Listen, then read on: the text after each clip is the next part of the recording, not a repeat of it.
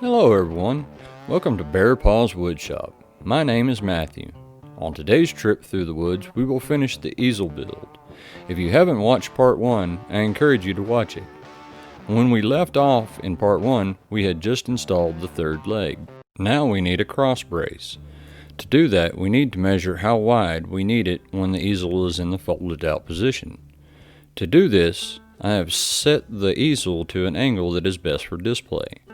I place a board on the back side of the bottom rung to the third leg, keeping it level and marking that width and cutting. Here I'm marking the holes for the hinge. I'm pre-drilling the holes to keep the wood from splitting when installing the screws.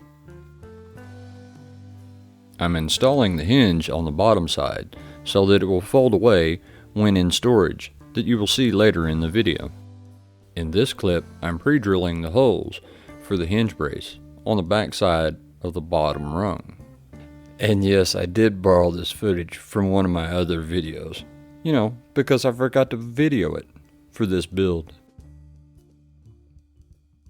Okay, let's get the hinge screwed in place.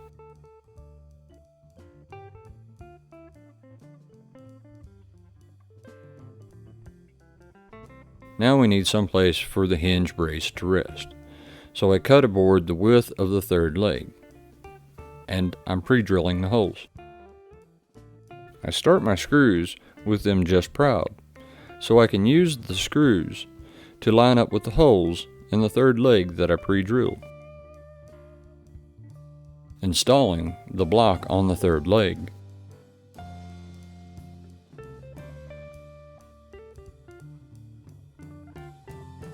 Here you can see the hinge brace in the folded out position.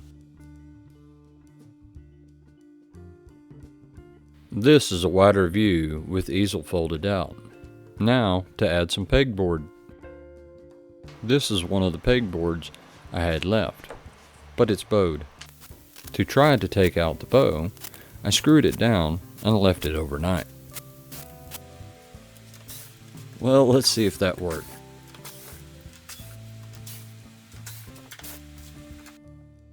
Nice try. Oh well, we could still use it. To combat the bow, I installed a board to the front of the easel, about halfway between the top and bottom rung, so that I would have a third place to screw to. I cut the pegboard at 47 inches, which is the measurement from the top of the top rung to the bottom of the bottom rung. Here you see me fiddle with the pegboard to line it up flush, and then I screwed it down, which did take out the bow.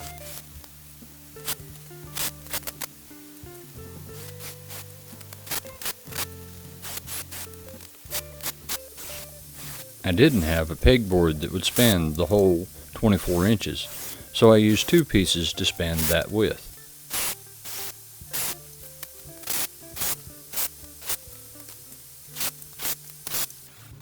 Okay, so the screws I had were a hair too long.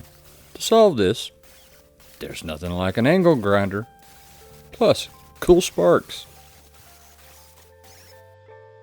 Finally, here is the easel finished, even painted, from a couple of different views. In this front view, you can see where now you could use pegs to display whatever you want.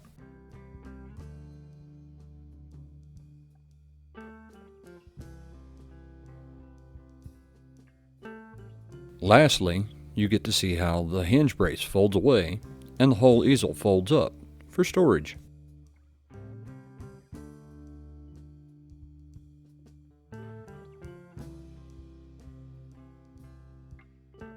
I hope you enjoyed this build.